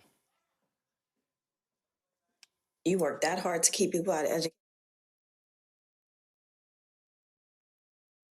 With medicine and science under attack, I want to keep you and your family informed and healthy. I'm Dr. Ebony Hilton, and I knew at the age of 8 that I wanted to be a doctor. So I studied hard and became the first African-American female anesthesiologist hired at the Medical University of South Carolina since its opening in 1824. And I always say I was made into a doctor, but I was born to be a mom. And as a new mom, wife, sister, daughter, and friend, I understand how frightening a medical crisis can be. I care for individuals on some of the worst days of their lives, and it's my mission to provide you with a safe space to gain clarity on issues affecting your mind, body, and soul. I recognize that there are health disparities, particularly as it pertains to race, and I want to help bridge the gap between you and your healthcare providers. Join me every Thursday for Second Opinion on the Black Star Network, where each week I'll invite experts from various medical fields to share the latest health news. We'll discuss topics such as the vaccine debate, mental and sexual health, medical bias, infertility, menopause, andropause, nutrition, and aging. Together with my medical colleagues, we aim to provide you with second opinion. Don't miss it, Thursdays only on the Black Star Network. Come back to me. I'm not doing all that. You're wasting. No, I'm not doing it. Go back. What's up? It's Talib Kweli, MCEO. Y'all This is wasting the Black my Star time Network. because you can't figure out basic audio.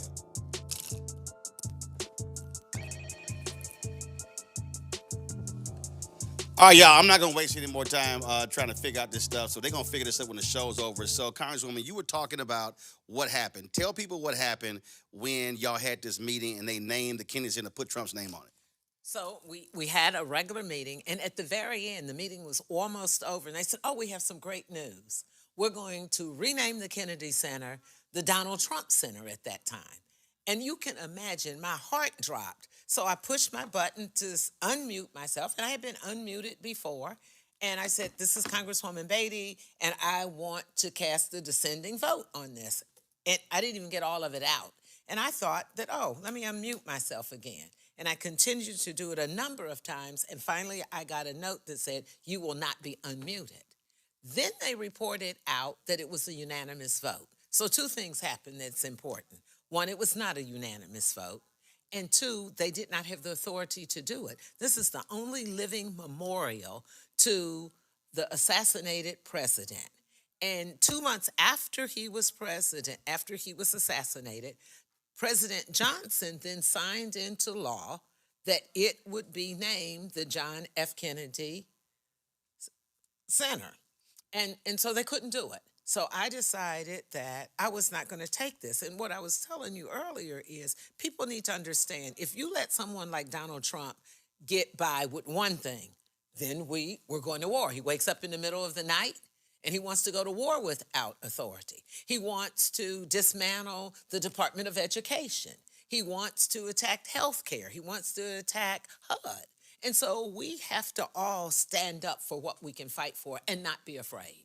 So I filed it in federal court. We went to court today.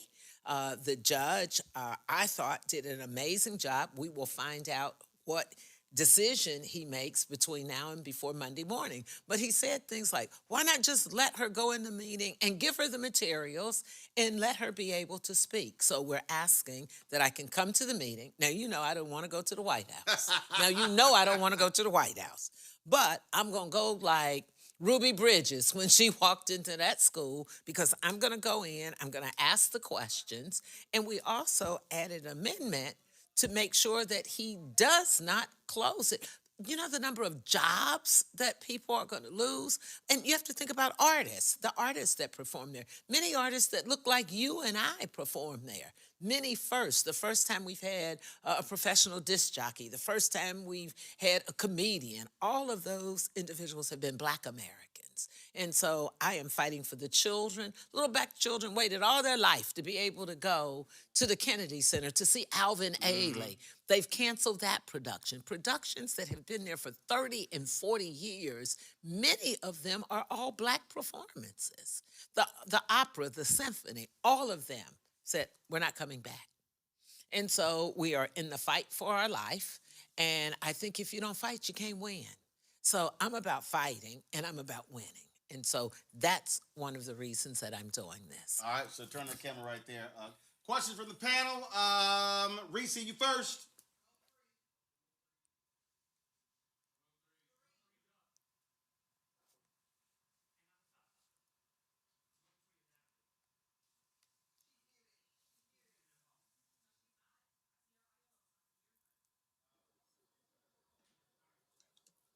Reese, hold on one second. I want you to start over. Involved at all? Hold on, stop. Audio. Y'all better get this together. Now we can hear Reese. Reese? Oh. Now you can go. Hold on one second. Okay. Hey, y'all want to turn the audio speaker on in here so the Congresswoman can hear? Yeah. I'm like, this is not our first day doing a broadcast here.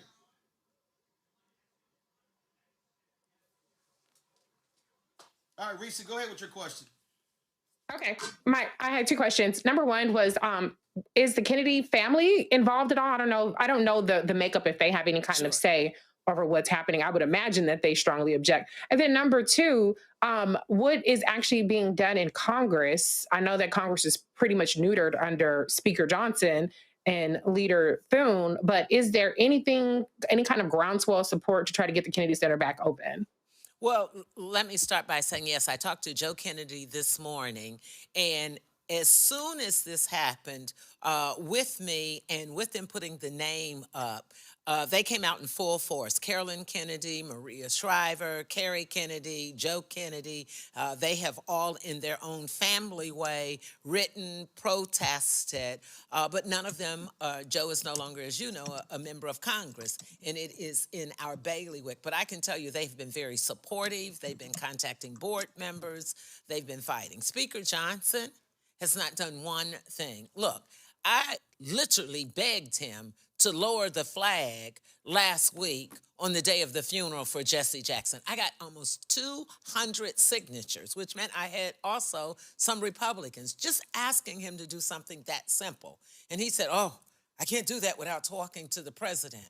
So we sent a resolution and exactly. That's your job. He is scared.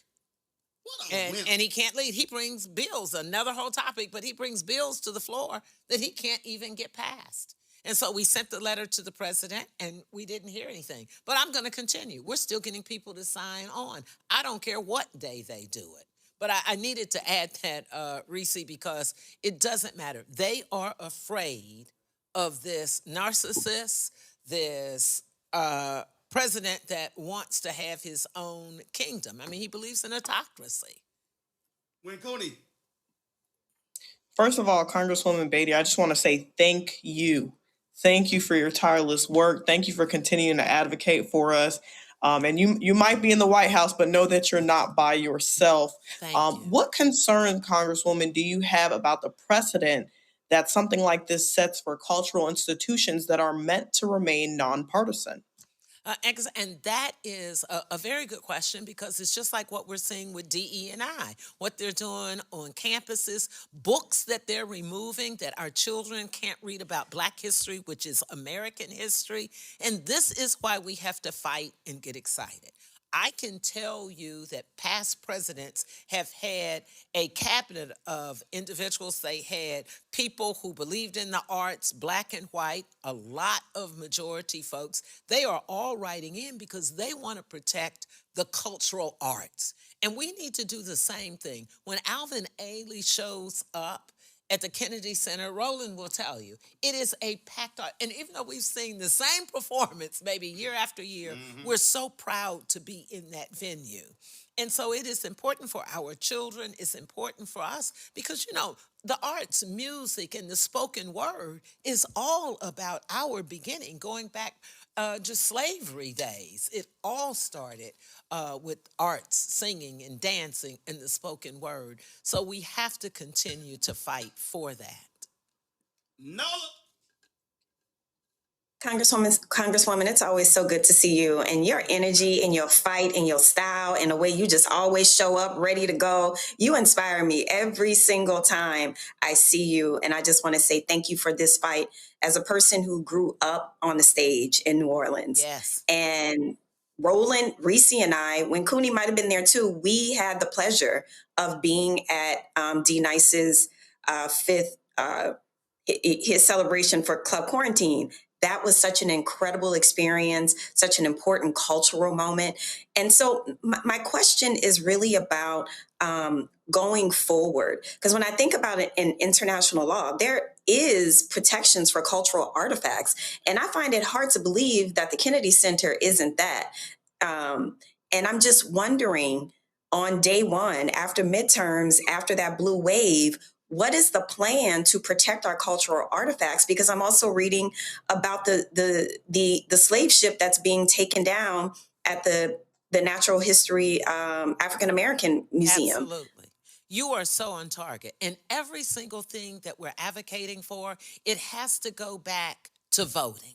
If we don't get people out to vote, we cannot make this midterm election. We can't get Hakeem Jeffries to be the speaker, the third most powerful person in the country. But we can undo it just like we did in Trump's first term. His first executive order was to do away with diversity, equity, and inclusion. When Joe Biden got back in, that was one of the first things that he did to put it back in place. So voting will help us restore all of the things that we've been fighting for over the years. But we have to have that blue wave, which means we have to continue to stay on message. We have to unify. You know, we can be together without always agreeing, but we have to make sure that every element that we have, whether it is Roland being unfiltered, speaking truth to power, all of you have your own following and you are amazing. This is not a time for us to be divided on anything because there's too much at stake. Absolutely. Last point I'll ask you. I don't need the mic. I can talk loud enough. Last point. This dude is killing the economy with this war in Iran. Oh my God, Oil the stock market over $100 a barrel. Food, oil, the stock market is going down. And that is another reason that we have to make sure that we vote. We've got to get him out the White House. There is something wrong with him. And I mean, really, there is something wrong with him. Well, he's not going to leave till 29, but this is where taking back the House and the Senate matters. This is so important because that's the only way we can fight back. Right now, we have leaders in the House and Senate. They're basically afraid. They don't make a decision without checking with Donald Trump. And the only way we can change that is to take back the House and to hopefully be able to take back the Senate. Follow the races, get engaged, put foot soldiers on the ground, work with us, because we're going to be fighting to make sure that Black media, and I'm going to say it here, that we fight for the dollars we raise to put it back with folks who can go out, who aren't afraid, who will tell our stories and get people excited. Barack Obama, in part, got elected because people were excited. We didn't worry about age then. Those folks who were 80 and 90 stood in line for 5 and 7 hours because they were so proud to be able to vote. People like my late mother. Then the young people got excited and got registered. So this is not a time for age divide. This is not a time for racial divide. We need to get out there and save the soul of this nation. And just remind people, the group that votes the most in America, there we are, 65 plus. So, right so it's a little hard. I'm just saying. Those are facts. Women lead that also. They're facts. Congressman, we appreciate it. Thanks a lot. Thank you. All right, got to go to a break. We'll be right back. Roland Martin Unfiltered on the Black Star Network, and hopefully these damn audio issues going to be fixed. Because I done spent too much money for these problems to be like having right now. Back in a moment. It happened. All right. Hey y'all, welcome to The Other Side of Change, only on the Black Star Network and hosted by myself, Bria Baker, and my good sis, Jamira Burley. We are just two millennial women tackling everything at the intersection of politics, gender, and pop culture. And we don't just settle for commentary. This is about solution-driven dialogue to get us to the world as it could be and not just as it is. Watch us on the Black Star Network, so tune in to The Other Side of Change.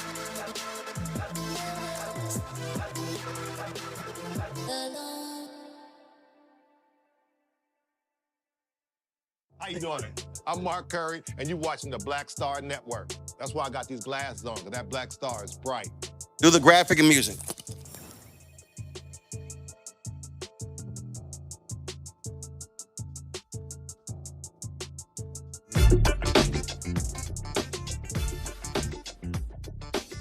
Come back to me. Come on, I got to chat with the Congresswoman in a second, so y'all go to headlines with Brittany Noble. The U.S. Court of Appeals for the Eighth Circuit has ordered the termination of the Saving on a Valuable Education, also known as the SAVE plan. The Biden administration introduced the SAVE plan as a more affordable option for student loan repayment, providing greater flexibility that allowed some borrowers to make payments as low as $0 a month. Well, according to a recent update from the U.S. Department of Education, beginning July 1st, 2026, federal student loan borrowers will have two repayment options: a tiered standard repayment plan or a new income-driven program called the Repayment Assistance Plan. The Education Department reports that approximately 7 million borrowers are currently enrolled in the SAVE plan, and during the ongoing legal challenges, these borrowers have been placed in forbearance and are not required to make monthly payments.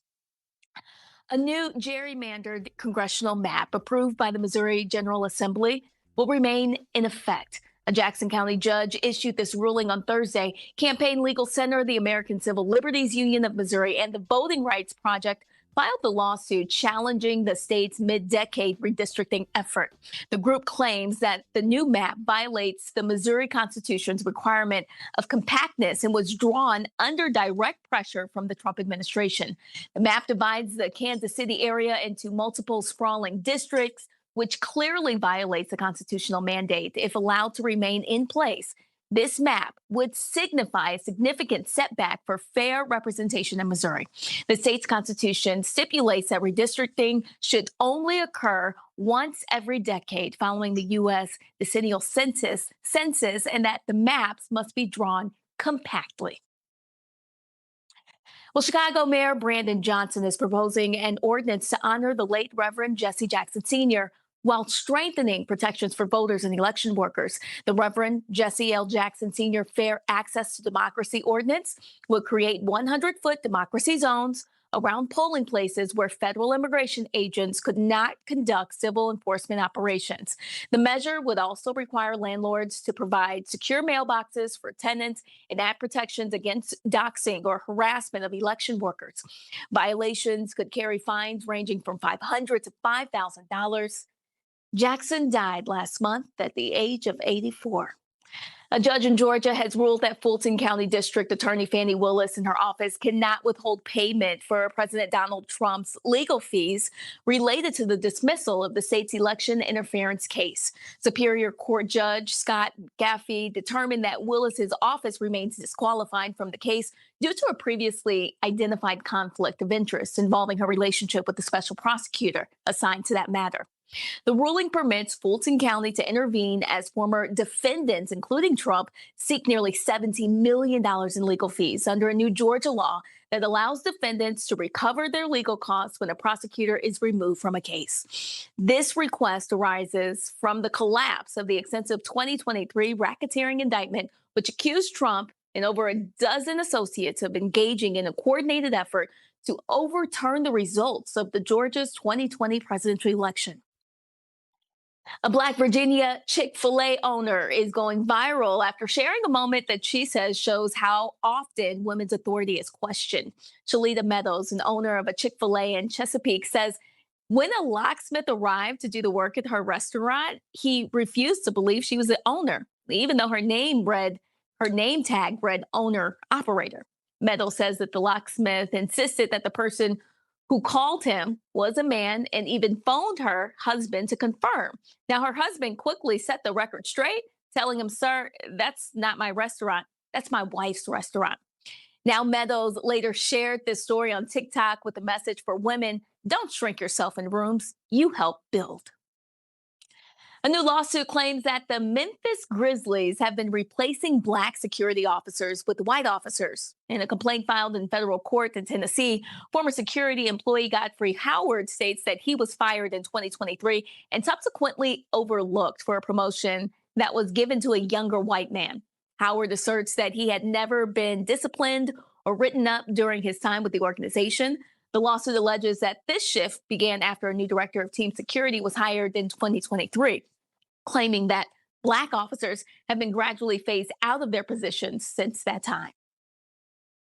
Welcome back to Roll My Unfiltered. Hey, be sure to watch Brittany Noble and The Breakdown every day, noon Eastern, right here on Roland Martin on the Black Star Network, so be sure to check it out. I was talking, when I mentioned to Congresswoman Beatty about what's happening in Iran, I mean, it's absolutely insane. And y'all remember these little fools were talking about, oh, man, we're going to have oil down to $40 a barrel, and we're going to do this here. Charles Gasparino, CNBC, he been talking all that trash against me on Twitter. What you got to say now, dog, when your boy's screwing this thing up? No, I saw this article in the New York Times where they said how the Team Trump weren't expecting Iran to respond the way that they have. And this is what, and then this whole deal like, oh, yeah, we're going to get to pick their leader. In what world did they think the Iranians were going to allow Washington to pick the leader of Iran? This is not Mossadegh in 1953. We tried that already. That led to the Shah of Iran, which is why they pissed off with us to this day right now. It kills me, all these people who have no idea. Listen to these idiots. A grossly incompetent Secretary of Defense, a grossly incompetent Vice President, and a fool sitting in the Oval Office. They just thought, oh, yeah, Iran, they're just going to roll over and just hand us their country because we're going to come in with the military. I told your audience last year, Iran ain't no punk. That was my exact quote. And what I meant by that was, it's a reason. There was a creator that made a very funny video about how past presidents go around Iran for a reason. You know what I'm saying? Like they are about it, and they have shown it. And this was one of the things I have been talking about since they went in June 2025. It's a reason why the JCPOA, it's a reason why the Iran nuclear deal even existed in the first place. Iran is a unique country in that region, size, population, certain capabilities. They're kind of theocratic worldview of the world. And that's another part of this that we don't talk enough about, that yes, their leader, their political leader is gone, so is their spiritual leader. And that isn't something that the Iranian people are going to forget anytime soon.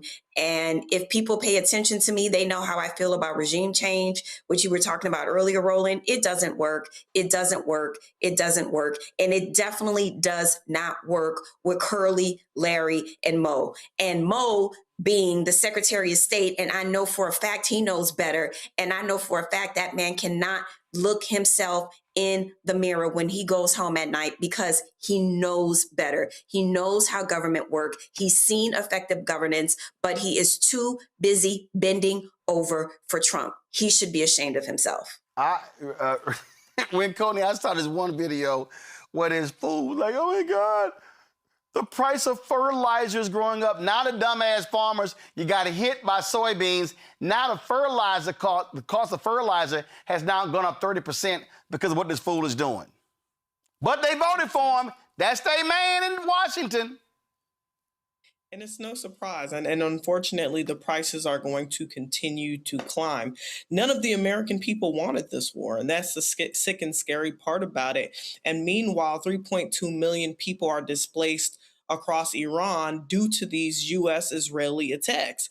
As Nola said, I mean, when are we going to really be able to look ourselves in the mirror as a nation to know what we're doing it's criminal? You know what I'm saying? I think the United States and Israel have continued to tag team the people of Iran. They've done it against the wishes of the United States people.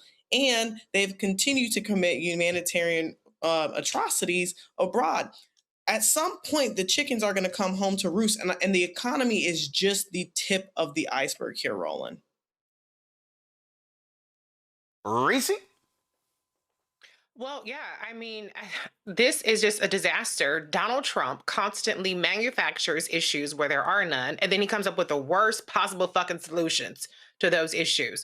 Iran was negotiating, they were at the negotiating table with Steve Witkoff, who is the de facto Secretary of State, and they said, they were clear, they were not trying to get nuclear weapons. I thought that Donald Trump claimed to obliterate the nuclear weapons capability that they had.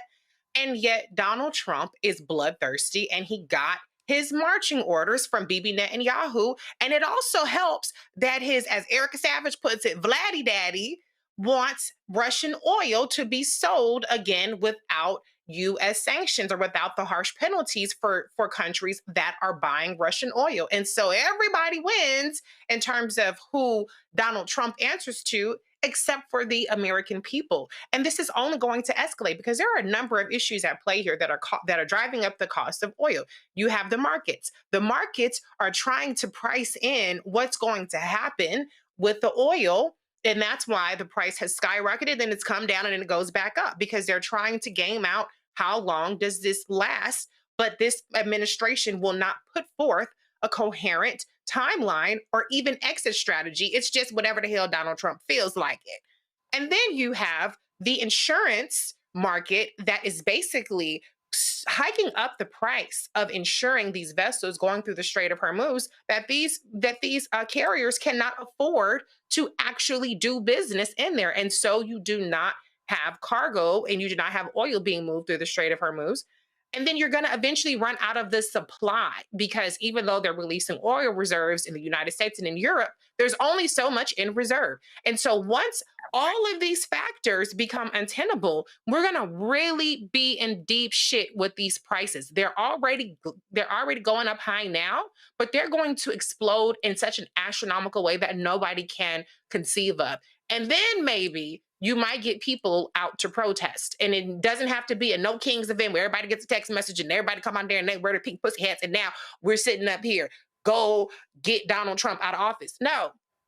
When people can't put food on their table, when they can't put gas in their car, when they can't get from point A to point B, I think that might be how bad it has to get before anybody cares. I shouldn't say anybody, before a majority of the country cares. Absolutely. All right, folks, we're going to a quick break. We come back. Our Shop Black Star Network Marketplace segment. Back in a moment. With medicine and science under attack, I want to keep you and your family informed and healthy. I'm Dr. Ebony Hilton, and I knew at the age of 8 that I wanted to be a doctor. So I studied hard and became the first African-American female anesthesiologist hired at the Medical University of South Carolina since its opening in 1824. And I always say I was made into a doctor, but I was born to be a mom. And as a new mom, wife, sister, daughter, and friend, I understand how frightening a medical crisis can be.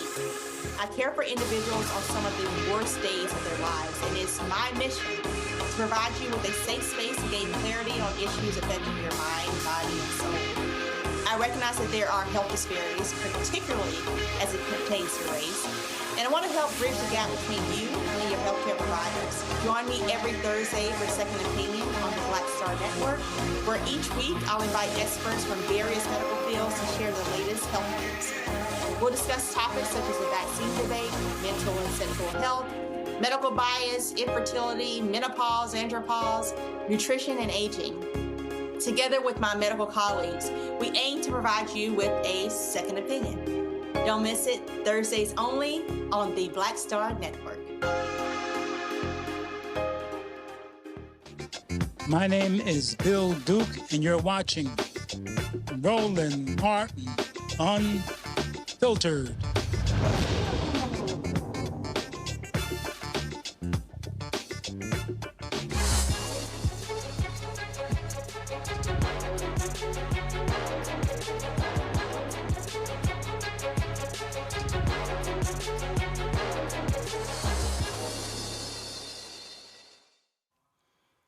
All right, y'all. So I got a mama, 3 sisters. I got 9 nieces. And all these women in my family got hair. They got lots of hair. Now imagine you got braids and you are trying to sit here and detangle. Well, my next guest has this company here. It's called the Untangler. Okay, let me show you what this looks like. Okay, so this is what the unbraider looks like. That's right. This is the unbraider. That's right here. Pretty cool brush, actually heavy-duty brush as well. Of course, this is the spray as well. And so joining us right now to talk about this is Khadija Imara, CEO and co-founder of the original Unbraider, joining us from Chicago. Okay, first of all, where does the idea come from? What happened? What you trying to take your braids out and it was like taking too damn long? Tell me how you got to this point. Hi, thank you for having me. So I actually can't take full credit. My mother was the inventor of the tool. She was your mama was trying to do your hair. She like, this is just too much work. This is too much work. Not only my braids, but she had my sister. She had her braids, and we also had other sisters in the family. So we had about 5 girls in the family. And every summer we would get our hair braided and get to go to summer camp, swim, do all the things. And then she had 5 heads of braids to take down. And each head is taking 4, 5, 6 hours, depending on the braid size. And so she was just fed up and was like, there has to be a better way. We're doing, lines of us and taking out the braids with forks and rat tail combs and whatever we could find. And she said, why doesn't somebody invent something to make something better for this? And it dawned on her that she was waiting for someone else to solve her problem. And she took initiative and she took action and she created the original braider, and she launched it back in 2004. And we had it for a few years, and I was a kid going to hair shows with her, doing all of the runs in the mall, and we would sell at the kiosk in the middle of the mall. And then her mother got diagnosed with terminal cancer, and so she had to put it down. And I actually relaunched the company in 2023, and we had the first version of the tool. And together, in the first year, we came out with this version of it and launched that in 2024. So we are now celebrating our 3rd anniversary of the relaunch, but it was something that went from frustration to innovation on my mother's behalf. So how many different braids can be untangled at one time with this tool? Okay, so if you have smaller braids like my size, you're going to use this portion of the tool. Got it. You can get anywhere from 4 to 7 braids at one time. And then if you flip it over, as you work your way up the braid, as it gets larger, you're going to flip it over and use this longer piece. And that's going to be able to help you get through those thicker braids. If you have larger braids, the medium, larger braids, you're going to do anywhere from 2 to 4 braids comfortably. Wow. Yes. That's pretty cool. When Coney, I bet you like, man, I need to get this tool quickly. I actually wanted to know, as someone who has locks, if I should ever want to untangle my locks, does it work on locks as well? It does. It does. You stole my question. We have had Lots of customers locks use is it on their panel. locks. We've had customers use it on their locks, their children's locks, and they've detangled and unlocked their hair. Wow. So it works Awesome. in both braids and locks. Very cool. Congratulations. Nola? Thank you so much. This is just so amazing. Like, oh my God, mothers and grandmothers everywhere are sighing because of this amazing tool. So I guess the question that I have is like, what are customers saying? Like, what is the feedback been? Is it easy to use, or do you have to get a feel for it first? What are customers saying? So we thrive off of our feedback. The reason why this is the second version of the tool is the first version, the one that my mother originally created, our customers found that it wasn't as easy to take down larger braids. And so that's where we came out and we redesigned it and to have multiple columns to make sure that the thicker braids, thicker hair can be able to utilize the product. And then from there, recently, as we went down the rabbit hole of braiding hair, sometimes people were having trouble with tangles and knots as they were working their way up the braids. And so, looking at how synthetic braiding hair is made, it's essentially plastic. And so, the natural detanglers that are on the market are for natural hair, and they're not made for synthetic fibers like the braiding hair. And so, that's where we came out with the untangler, which is launching, and all of your viewers will have first access to it. But we made a detangler that's specifically designed and developed for the synthetic fibers of the braiding hair. And so that way they can have an easier time and better experience with our product. So we've taken in their feedback, made sure that we did our research, worked with experts, and to give them a better experience and a better product. Everything has its bumps and bruises, and to try something new that we've all done takedowns for decades, switching to something new will be a little bit of a learning curve. But that's why we always tell people start with 1 or 2 braids, because you get excited and you want to do the 4, 5, 6 braids at a time. But starting with 1, learning how you like to use the tool, whether you're holding the handle at the top or at the lower end, how many braids work best for your hair are things that the customer starts with, and then they work their way through their head. And by the end of their first experience, they should have a feel and a grasp for it. Reese. I noticed that your product is called the Original Unbraider. So are there imposters on the market, and why should somebody be sure to choose your product as opposed to others that kind of had the same concept or have kind of ripped off your concept?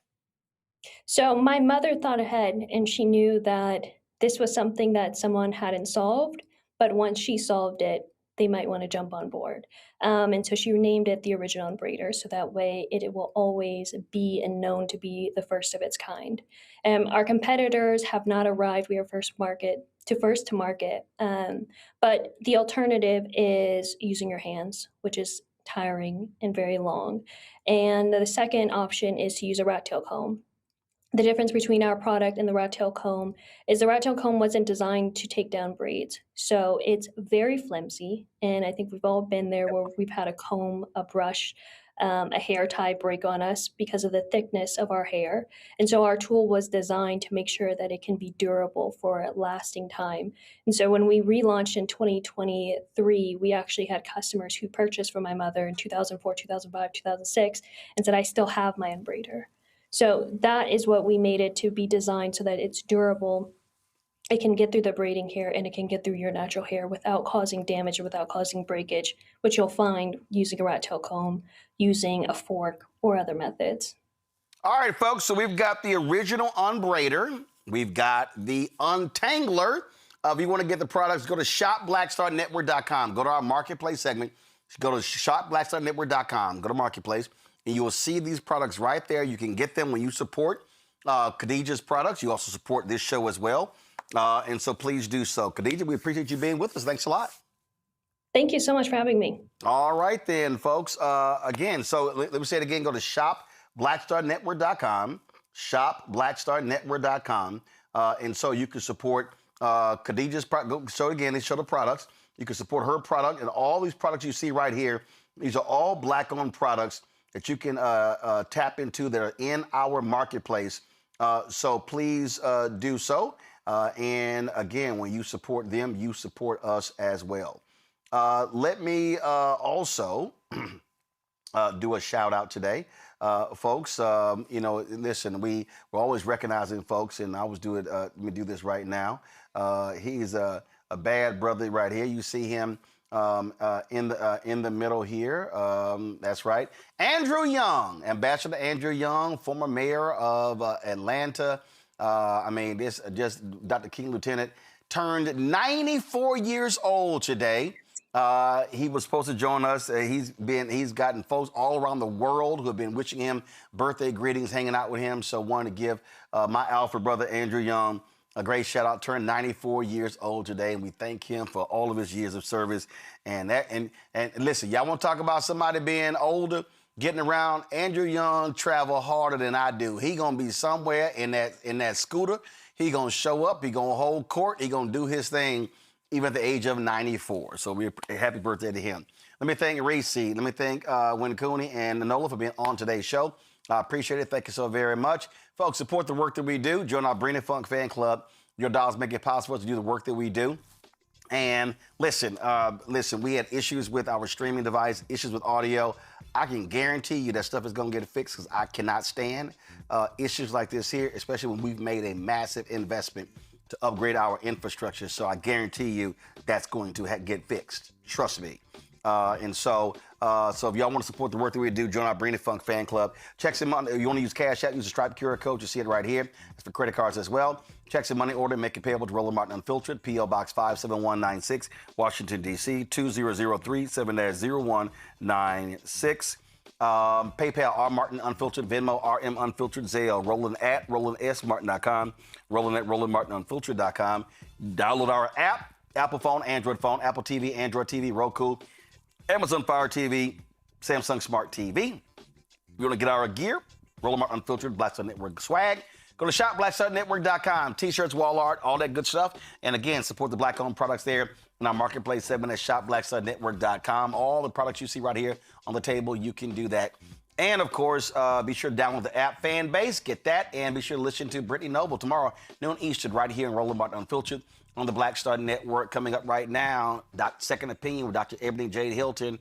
You don't want to miss that. I'll see y'all tomorrow. Holla!